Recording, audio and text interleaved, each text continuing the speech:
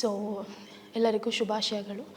Doctors ದಿನಾಚರಣೆ July 1ರಂದು ಆಚರಿಸ್ತೀವಿ. So ಇದನ್ನು ಯಾಕೆ ಆಚರಿಸ್ತಾ ಇದ್ದೀವಿ ಅಂದರೆ to celebrate and to honour the selfless service. ಅಂದರೆ ಈಗ ಡಾಕ್ಟರ್ಸ್ ಎಲ್ಲ ಹೇಗೆ ತಮ್ಮ ವೃತ್ತಿಗೋಸ್ಕರ ಎಲ್ಲನೂ ಮುಡಿಪಾಗಿಟ್ಟು ಹೇಗೆ ಕೆಲಸ ಮಾಡ್ತಾರೆ, ಅವರನ್ನು ಸೆಲೆಬ್ರೇಟ್ ಮಾಡೋಕ್ಕೆ ಹಾನರ್ ಮಾಡೋದಕ್ಕೆ ಈ ದಿನ ಆಚರಿಸ್ತಾ ಇದ್ದೀವಿ ರಾಷ್ಟ್ರಾದ್ಯಂತ. ಸೊ ನನ್ನ ಎಲ್ಲ ವೈದ್ಯರಿಗೂ ರಾಷ್ಟ್ರಾದ್ಯಂತ ಎಲ್ಲರಿಗೂ ವೈದ್ಯ ದಿನಾಚರಣೆಯ ಶುಭಾಶಯಗಳು. Happy doctors day. Yes madam, ಹೇಗಿದೆ ಮೇಡಮ್ ಪ್ರೊಫೆಷನ್? ಸೊ ತುಂಬ ಚೆನ್ನಾಗಿದೆ. ಸೊ ನಿಮಗೆ ಈ ಪ್ರೊಫೆಷನಲ್ಲಿ ಅಷ್ಟೇ ನಿಮಗೆ ತುಂಬ ರೆಸ್ಪೆಕ್ಟ್ ಅಂತ ಸಿಗ್ಬೋದು. ಸೊ ನೀವು ಬೇರೆ ಯಾವುದೇ ಪ್ರೊಫೆಷನಲ್ಲಿ ನೋಡಿದ್ರೂ ದೇರ್ ಆರ್ ಡಿಸ್ಕ್ರಿಮಿನೇಷನ್ಸ್ ಇರುತ್ತೆ. ನಿಮಗೆ ಕ್ಯಾಸ್ಟ್ ವೈಸ್ ಆಗಲಿ ಅಥವಾ ಅವ್ರದ್ದು ಪಾವರ್ಟಿ ಲೈನ್ ನೋಡ್ಕೊಂಡು ಇದು ಮಾಡ್ತೀರಾ, whatever it is, there is many discriminations. But ಈ ಪ್ರೊಫೆಷನಲ್ಲಿ ನಾವು ಡಾಕ್ಟರ್ಸ್ಗಳು ಎಲ್ಲ ಜನತೆಯನ್ನು ಒಂದೇ ರೀತಿಯಲ್ಲಿ ನೋಡ್ತೀವಿ. ಸೊ ಯಾವುದೇ ಥರ ಡಿಸ್ಕ್ರಿಮಿನೇಷನ್ ಮಾಡಲ್ಲ. ಸೊ ಅದರಿಂದ ನಮಗೆ ಒಂಥರ ಆತ್ಮತೃಪ್ತಿ ಸಿಗುತ್ತೆ. ಸೊ ಎಲ್ಲರನ್ನೂ ಈಕ್ವಲ್ ಆಗಿ ಟ್ರೀಟ್ ಮಾಡ್ತಿದ್ದೀವಿ ಅಂತ. ಆ್ಯಂಡ್ ಇದರಿಂದ ಬರೋವಂಥ ಪೇಷಂಟ್ಸ್ಗೂ ಕೂಡ ಅವರು ಖುಷಿಯಾಗಿರ್ತಾರೆ. ಸೊ ದೇರ್ ಇಸ್ ಎಲ್ಲ ಫೀಲ್ಡ್ಸಲ್ಲೂ ನೀವು ನೋಡ್ಬೋದಾಗಿರುತ್ತೆ ತುಂಬ ಥರ ಡಿಸ್ಕ್ರಿಮಿನೇಷನ್ಸ್ ಆಗ್ತಾ ಇರುತ್ತೆ.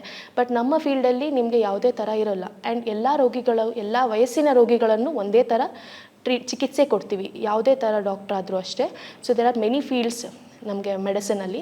ಸೊ ನಾನು ಬಂದು ಪಂಚಕರ್ಮ ವಿಭಾಗದವರು. ಸೊ ನಮ್ಮ ಪಂಚಕರ್ಮ ವಿಭಾಗದಲ್ಲಿ ಏನು ಮಾಡ್ತೀವಿ ಅಂತ ಹೇಳಿದ್ರೆ, ಸೊ ಮೇನ್ ಮೋಟೋ ನಮ್ಮದು ಆಯುರ್ವೇದದೇನಿದೆ, ಸ್ವಸ್ಥಸ್ಯ ಸ್ವಾಸ್ಥ್ಯ ರಕ್ಷಣಂ ಆತುರಸ್ಯ ವಿಕಾರ ಪ್ರಶಮನಂ ಅಂತ ಒಂದು ಮೇನ್ ಮೋಟೋ ಇದೆ. ಸೊ ಅದೇನು ಎಕ್ಸ್ಪ್ಲೇನ್ ಮಾಡುತ್ತೆ ಅಂದರೆ, ಎಲ್ಲ ಸ್ವಾಸ್ಥ್ಯರು ಅಂದರೆ ಯಾರೇ ಆರೋಗ್ಯವಾಗಿರ್ತಾರೆ ಅವ್ರದ್ದು ಆರೋಗ್ಯನ ಮೇಂಟೈನ್ ಮಾಡೋದು. ಆ್ಯಂಡ್ ಅದ್ರ ಜೊತೆಗೆ ಯಾರು ರೋಗಿಗಳಿರ್ತಾರೆ, ಅಂದರೆ ಯಾರಿಗಾದರೂ ಏನಾದರೂ ಕಾಯಿಲೆ ಬಂದಿರುತ್ತಲ್ಲ ಅವರನ್ನು ಹೇಗೆ ಗುಣ ಮಾಡೋದು ಅನ್ನೋದು ನಮ್ಮ ಪಂಚಕರ್ಮ ಆಯುರ್ವೇದದ ಮೇನ್ ಮೋಟೋ ಆಗಿರುತ್ತೆ. ಸೊ ನಾವು ಆ ಪ್ರಿನ್ಸಿಪಲ್ ಮೇಲೆ ವರ್ಕ್ ಮಾಡ್ತಾ ಇದ್ದೀವಿ. ಸೊ ಅಲ್ಲಿ ಸ್ವಾಸ್ಥ್ಯ ರಕ್ಷಣಂ ಅಂದರೆ ಅದು ಆರೋಗ್ಯ ಕಾಪಾಡೋದು, ಆರೋಗ್ಯವಂತರಂದು ಕೂಡ ಮುಂದೆ ಕೂಡ ಯಾವುದೇ ಥರ ರೋಗ ಬರದೇ ಇರೋ ಥರ ಕಾಪಾಡೋದನ್ನು ನಾವು ಮಾಡ್ತೀವಿ. ಹೌದು, ಇದು ಇತ್ತೀಚೆಗೆ ದಿನಗಳಲ್ಲಿ ತುಂಬ ಕಾಮನ್ ಆಗಿಬಿಟ್ಟಿದೆ. ಇದು ವೈದ್ಯರ ಮೇಲೆ ನಂಬಿಕೆ ಕಡಿಮೆ ಅನ್ನೋದು ಡೈರೆಕ್ಟಾಗಿ ಹೇಳೋಕ್ಕಾಗಲ್ಲ. ಸೊ ಹೇಗಾಗ್ಬಿಟ್ಟಿದೆ ಅಂದರೆ, ಜನರಿಗೆ ಗೂಗಲ್ ಮೇಲೆ ನಂಬಿಕೆ ಜಾಸ್ತಿ ಆಗಿದೆ. ವೈದ್ಯರ ಮೇಲೆ ನಂಬಿಕೆ ಕಮ್ಮಿ ಅನ್ನೋದಕ್ಕಿಂತ ಅವರು ಅದ್ರ ಮೇಲೆ ತುಂಬ ಮೊರೆ ಹೋಗ್ತಾರೆ. ಈಗ ಚಿಕ್ಕ ವಿಷಯಕ್ಕೂ ಕೂಡ ಅವರೆಲ್ಲದಕ್ಕೂ ಗೂಗಲ್ ಅಂತಲೇ ಮಾಡ್ತಾರೆ.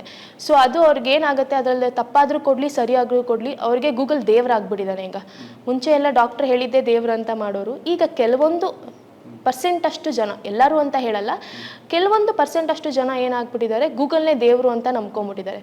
ನೀವೇನೇ ವಿಷಯಕ್ಕೆ ಬೇಕು, ನೀರು ಕುಡಿಬೇಕಾ, ಬಿಸಿನೀರು ಕುಡಿಬೇಕಾ, ತಣ್ಣೀರು ಕುಡಿಬೇಕಾ ಅಂತಲೂ ಗೂಗಲ್ನ ಕೇಳ್ತಾರೆ. ಆ ಲೆವೆಲ್ಲಿಗೆ ಹೋಗ್ಬಿಟ್ಟಿದ್ದಾರೆ ಜನ. ಸೊ ಅದು ಅವ್ರದ್ದು ತಪ್ಪು. ನಮ್ಮದು ಡಾಕ್ಟರ್ಸ್ ಮೇಲೆ ನಂಬಿಕೆ ಇಲ್ಲ ಅಂತಲ್ಲ, ಬಟ್ ತುಂಬ ಜನಕ್ಕೆ ನಂಬ್ಕೊಂಡು ನಾವು ಏನು ಹೇಳ್ತೀವಿ ಅದನ್ನೇ ಫಾಲೋ ಮಾಡ್ತಾರೆ. ಆ್ಯಂಡ್ ಗೂಗಲ್ ಏನಾಗುತ್ತೆ, ನಾವು ಆಯುರ್ವೇದದಲ್ಲಿ ಹೇಗೆ ಚಿಕಿತ್ಸೆ ಕೊಡ್ತೀವಿ ಅಂದರೆ, ಪ್ರಕೃತಿ ಮೇಲೆ, ಅಗ್ನಿ ಮೇಲೆ, ಕೋಷ್ಠ ಮೇಲೆ ಚಿಕಿತ್ಸೆ ಕೊಡ್ತೀವಿ. ಅದು ಒಬ್ಬೊಬ್ಬರು ಮನುಷ್ಯನಿಗೂ ಚೇಂಜ್ ಇರುತ್ತೆ ಚಿಕಿತ್ಸೆ. ಸೊ ಒಬ್ಬೊಬ್ಬರು ಎಲ್ಲರೂ ಇಂಡಿವಿಜುವಲೈಸ್ ಆಗಿ ಟ್ರೀಟ್ಮೆಂಟ್ ಕೊಡ್ತೀವಿ, ಸಬ್ಜೆಕ್ಟಿವ್ ಆಗಿ ಎಲ್ಲರೂ ಒಂದು ಗುಂಪಲ್ಲಿ ಅಂತ ಚಿಕಿತ್ಸೆ ಕೊಡಲ್ಲ. ಬಟ್ ನಿಮಗೆ ಗೂಗಲಲ್ಲಿ ಏನು ಬರುತ್ತೆ, ಗೂಗಲಲ್ಲಿ ಅದೆಲ್ಲ ಗೊತ್ತಿರಲ್ಲ. ಸೊ ಗೂಗಲಾಗಿ ಇನ್ ಜನರಲ್ ನೀವು ಈ ವಯಸ್ಸಿನವರು ಅಂದರೆ ಈ ಟ್ರೀಟ್ಮೆಂಟ್ ತೊಗೊಳ್ಳಿ ಅಂತ ಬರುತ್ತೆ. ಸೊ ಅದನ್ನು ಜನ ಮೊರೆ ಹೋಗಬಾರ್ದು ಜಾಸ್ತಿ. ನಾವೇನಂದರೆ ಪ್ರತಿಯೊಬ್ಬ ಮನುಷ್ಯನಿಗೂ ಪ್ರತಿಯೊಬ್ಬ ಪರ್ಸನಿಗೂ ಅವ್ರದ್ದೇ ಆದ ಡಿಫ್ರೆಂಟ್, ಈಗ ಹೇಗೆ ಒಬ್ಬೊಬ್ರಿಗೆ DNA ಚೇಂಜ್ ಇರುತ್ತೆ ಒಂದು ಮನುಷ್ಯನಿಂದ ಇನ್ನೊಂದು ಮನುಷ್ಯನಿಗೆ, ದ ಸೇಮ್ ವೇ ಒಬ್ಬರಿಂದ ಪ್ರಕೃತಿ ಇನ್ನೊಬ್ಬರಿಗೆ ಚೇಂಜ್ ಇರುತ್ತೆ. ಸೊ ನಾವು ಅದನ್ನೆಲ್ಲ ಅನಲೈಸ್ ಮಾಡಿ ಒಬ್ಬೊಬ್ಬರ ಪ್ರಕೃತಿ ಹೇಗಿದೆ ಅಂತ ನೋಡಿ ಅವರಿಗೆ ಚಿಕಿತ್ಸೆ ಕೊಡೋದಾಗತ್ತೆ.